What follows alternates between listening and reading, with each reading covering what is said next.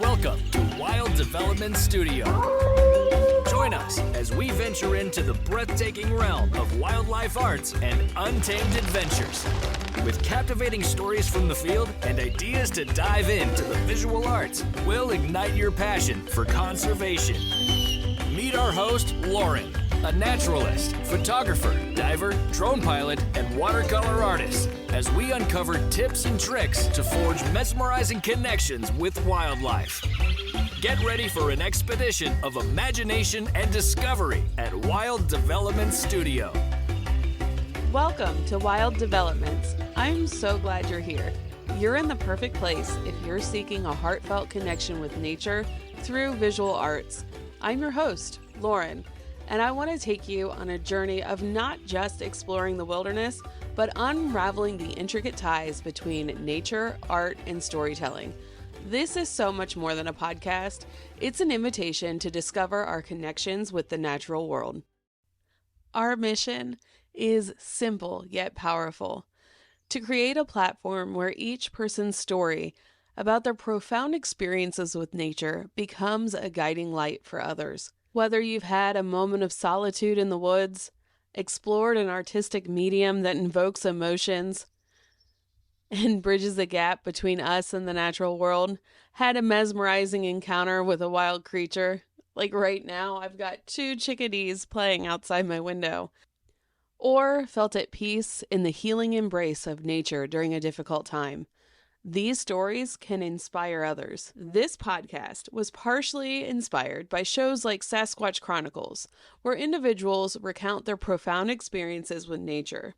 In this case, it's typically Bigfoot, and the encounter is a little scary. However, I believe each of us has had an encounter with nature that resonates deeply within.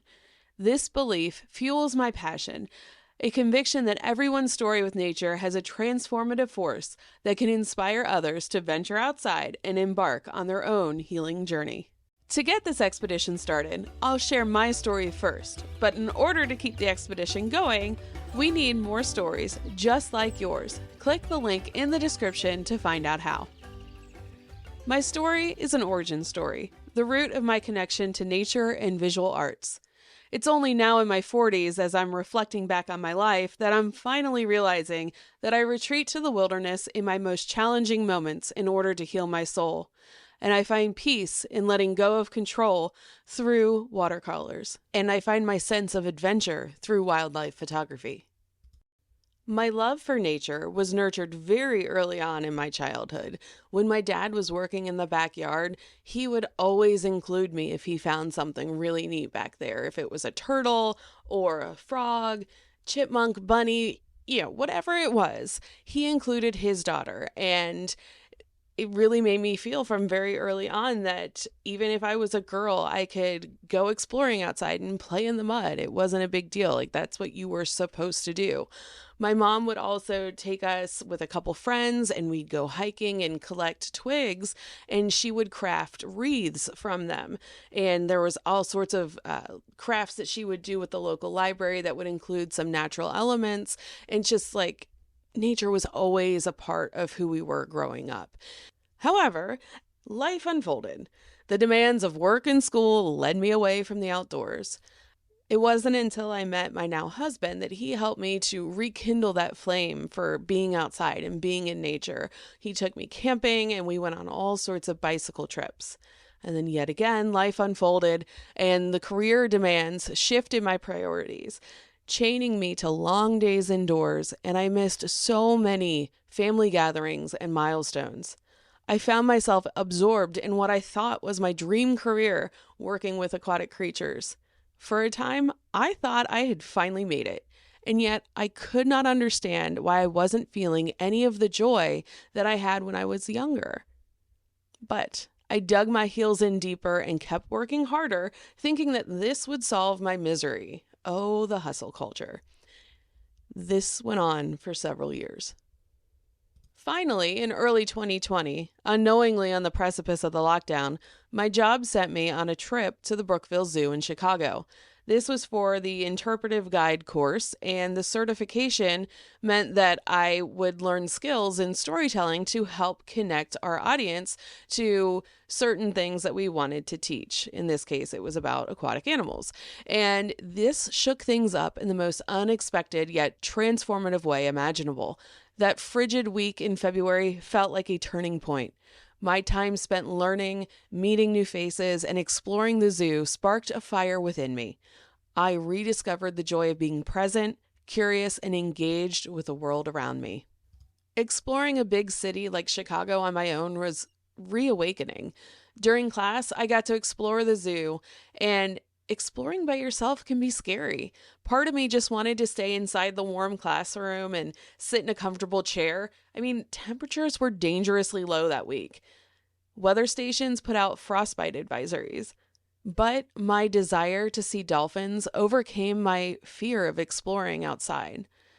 Some of my favorite photographs were taken within this week at the zoo.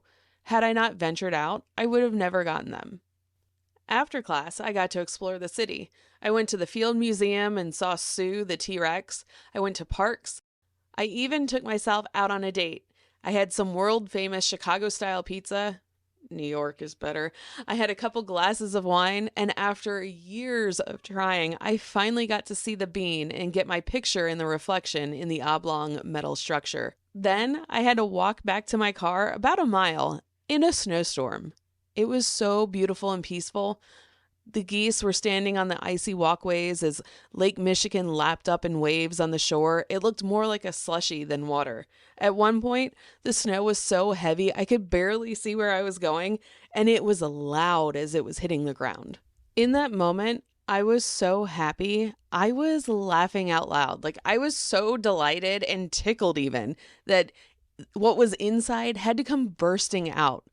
I had just started a journal, which I hadn't done since I was a kid, and I had not found it, so I didn't know exactly what I wrote, and I feel like I had a little bit of a God moment because I have a graduation cap on my bookshelf, and it fell as I was trying to outline what I wanted to say for this episode, and I was able to find this journal, so I think I'm supposed to read exactly what it says in here word for word.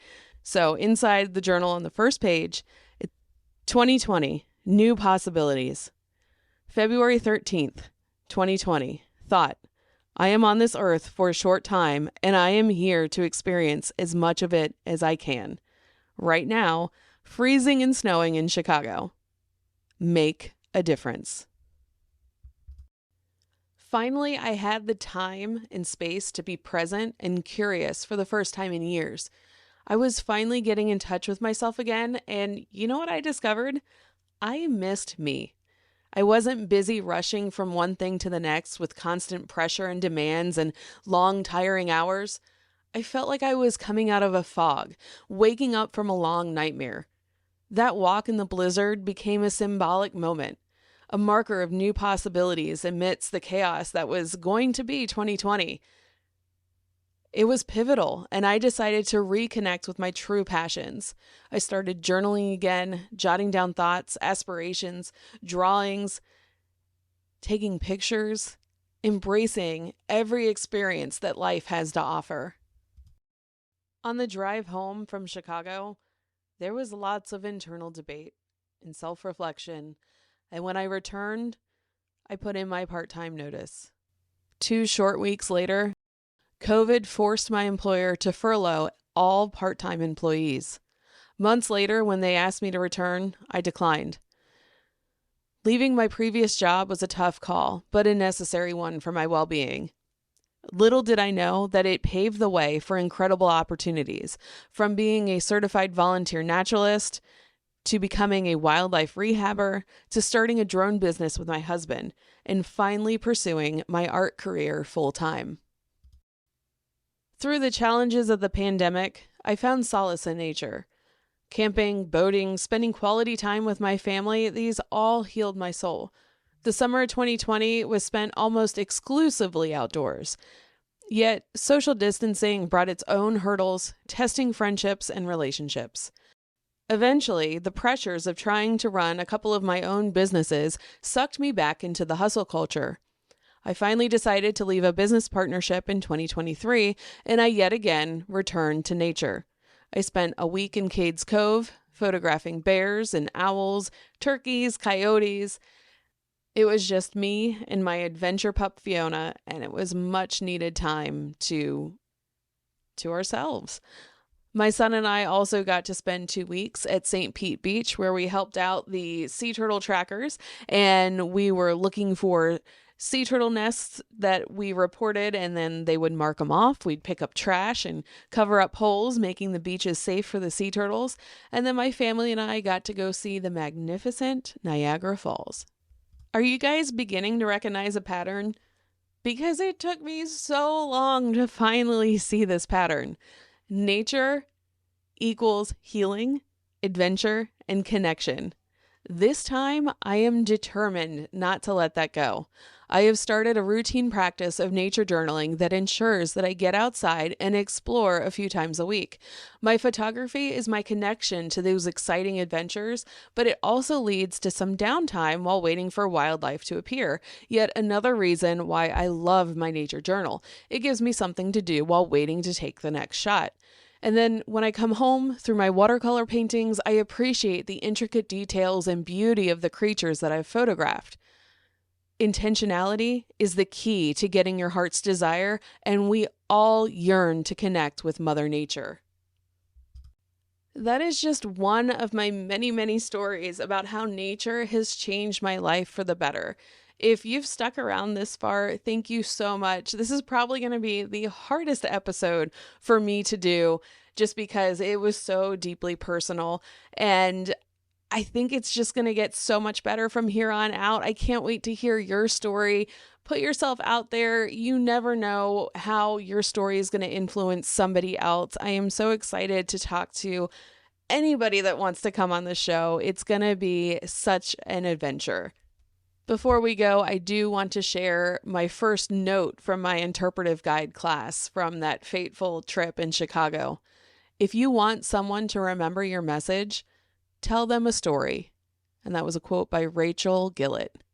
When the idea of starting this podcast emerged, a bridge to connect with friends, share stories, embrace the power of narrative, these stories have an incredible ability to bring people together, to inspire, to remind us of our shared humanity. Let's hear those stories, no matter how big or small, from summiting a mountain to just a beautiful bird you saw at your feeder, a tip or trick that you use to connect with nature, or an art medium that helps you to appreciate our natural world better. I invite you on this expedition with me. Let's listen, share, and be inspired. As Jacques Cousteau wisely said, we only protect what we love, we only love what we understand, and we only understand what we're taught. Your story matters, and through it, we can ignite a passion for nature and others, fostering a collective journey towards healing and connection. All right, guys, that's all I got for today. Until next time, get outside and develop something wild. Thanks for joining Wild Development Studio. We hope this exploration into the world of wildlife arts and adventure has sparked a desire to get outside and connect with something wild. If you have an adventure that's awe-inspiring, don't hesitate to share. Click the link in the description to submit your story to have it featured on our show or be a guest. Until next time, keep connecting to the wild and see what develops. The views, opinions, and statements expressed by individuals during Wild Development Studio productions do not necessarily reflect the views or opinions of Wild Development Studio or its affiliates. Participation in any activities, expeditions, or adventures discussed or promoted during our content may involve inherent risks. It is strongly advised that individuals conduct thorough research, seek professional guidance, and take all necessary precautions before engaging in any such activities. Wild Development Studio, its representatives, or employees shall not be held responsible for any injury, loss, damage, accident, or unforeseen incident that may occur as a result of participating in activities inspired by or discussed in our content. By choosing to engage with our content or act upon any information provided, individuals do so at their own risk and discretion.